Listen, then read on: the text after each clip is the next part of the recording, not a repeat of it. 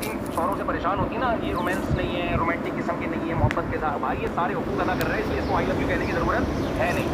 ये जो बॉयफ्रेंड होता है ना, जो आई लव यू की करना है, इसका मकसद ने धेला भी खर्च नहीं करना होता आपके ऊपर।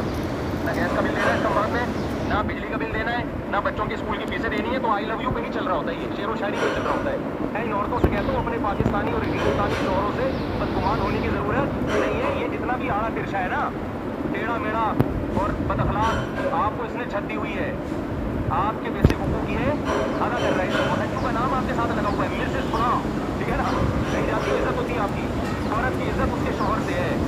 जैसे अंग्रेज जो है ना, वो खर्चा थोड़ी उठाता बीवी का, बात तमीज से करता है ना, कभी हाथ उठाएगा आपको एक्चुअली करके बात कर रहा होगा और ह्यूमन राइट्स की बातें कर रहा होगा, गैस का बिल नहीं देगा, ना बिजली का बिल देगा, मकान का किराया नहीं देगा। तो हमारी बीवी अगर, हमारी औरतें अगर ये कर ले कि ठीक है जी, आज का सारा, आज के बाद से कोई खर्चा आपके जिम्मे नहीं है, फिर हमारे खिलाफ देखो आप।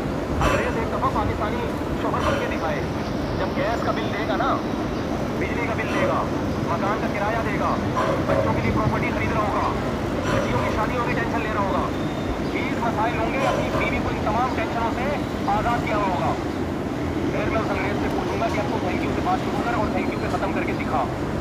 वो इतनी मोटी पंजाबी में गाली से बात शुरू करेगा, बीच में इतनी मोटी गाली और आखिर में 11 दफ़ा गालियों पे ख़त्म करेगा। ये जो खवातीन शौहरों से परेशान